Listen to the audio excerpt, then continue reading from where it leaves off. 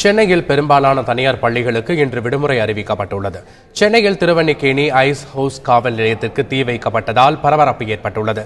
இதையடுத்து Thiruvallikeni ice house, Mylapore உள்ளிட்ட பகுதிகளில் உள்ள பள்ளிகளுக்கு விடுமுறை விடப்பட்டுள்ளது.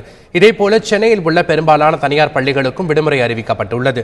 இதுகுறித்து பெற்றோருக்கு செல்போனில் தகவல் தெரிவிக்கப்பட்டதால் மாணவர்களை அழைத்துச் சென்றபடி உள்ளனர். மேலும் தற்போதைய சூழல் காரணமாக பெற்றோர் வந்தால் மாணவர்களை உடனடியாக அனுப்பி வைக்கும்படி பள்ளிகளுக்கு தெரிவித்துள்ளதாக மாவட்ட முதன்மை கல்வி அலுவலர் அனிதா கூறியுள்ளார்.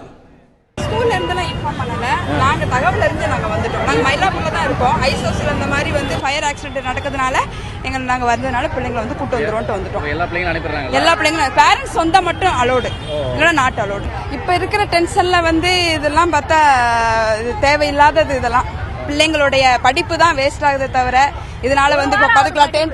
டென்த்லாம் இப்போ எடுத்துக்கிட்டீங்கன்னா சார் இப்போ ரிவிஷன் நடந்துகிட்டு இருக்கு பார்த்துக்கோங்க. இப்போ இதெல்லாம் நடந்ததுன்னா பசங்க ரொம்ப இதாக போய்கிட்டு இருக்காங்க பார்த்துக்கோங்க. ஏன்னா ஏற்கனவே படிப்புலாம் பசங்க ரொம்ப இதாக இருக்காங்க. இதனால பிள்ளைங்களுக்கு ஒரு கான்சன்ட்ரேஷனே இல்லாமல் போகுது.